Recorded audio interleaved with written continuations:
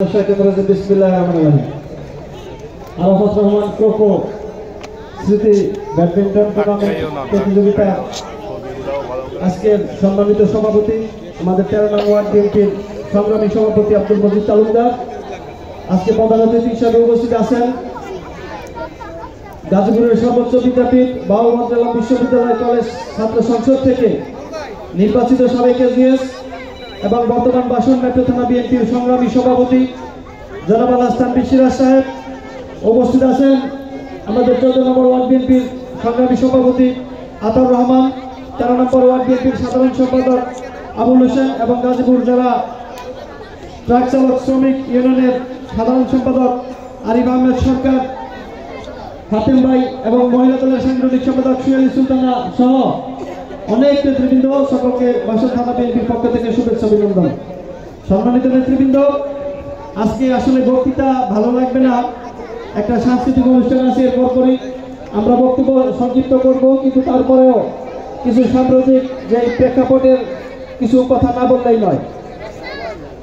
আমাদের 5ই আগস্টের পর যখন আমরা এই গ্রামে আমরা কয়েকবার এসেছিলাম, আসার পর দেখছি এই রাস্তাটা খুবই বেহাল দুর্দশা। আমাদের আজকের অনুষ্ঠানের প্রধান অতিথি সভাপতি সাহেবকে অবগত করার পর গাজীপুর সিটি কর্পোরেশনের যখন প্রশাসক বসল, যেই বিনা ভোটের বিনা প্রতিদ্বন্দ্বিতা যারা নির্বাচন করেছিল তাদেরকে বাতিল করার পর প্রশাসক বসার পর আমরা আপনাদের সভাপতি আব্দুল মজিদ তালুকদারের স্বাক্ষরকৃত এবং আমাদের প্রধান অতিথি তানভীর সিরাজের সুপারিশকৃত একটি দরখাস্ত গাজীপুর সিটি কর্পোরেশন দেওয়ার পর একটা বড় ধরনের একটা বরাদ্দ হয়েছে। এটা প্রক্রিয়াধীন, হয়তো কিছুদিনের মধ্যে টেন্ডার হয়ে কাজ করবে।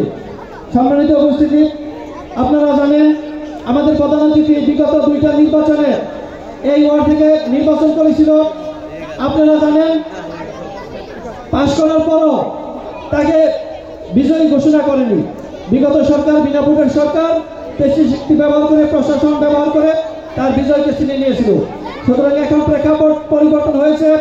আপনারা যারা বিনা ভোটে নির্বাচিত হয়েছিলেন তাদের আজকে বাংলাদেশে কোনো হয় নাই, তারা ভারতে পালিয়ে গেছে, আওয়ামী লীগ দেশে নাই। সুতরাং আমাদের আজকের যিনি সভাপতি, আপনারা যদি ওনাকে নির্বাচিত করেন, আমরা আশাবাদ ব্যক্ত রাখবো আপনাদের এই গ্রাম সহ আমাদের 13 নম্বর ওয়ার্ডকে একটি মডেল ওয়ার্ড হিসেবে আমরা গড়তে পারবো, এই আশাবাদ ব্যক্ত করছি। পাশাপাশি আরেকটি কথা, আমার বন্ধু অ্যাডভোকেট সোহেল অনেক কথা বলেছে।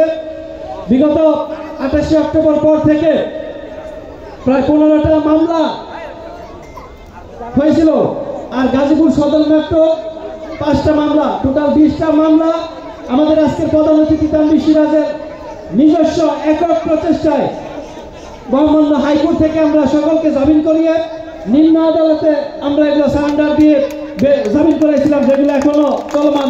আজকেও 3টা মামলা হাজিরে গিয়েছে। সম্মানিত উপস্থিতি, আজকে পদ নিয়ে বড় বড় কথা বলবেন, মহানগরের নেতা, অমুক নেতা, তমুক নেতা, একটা গ্রামের বাইরে আপনারা যাইতে পারেন না। আমরা এই 5 আগস্টের পর বাসনের 6টি ওয়ার্ড সহ কাশিমপুর, কোনাবাড়ি, কাউতিয়া বিভিন্ন থানায় আমরা প্রোগ্রাম করতেছি।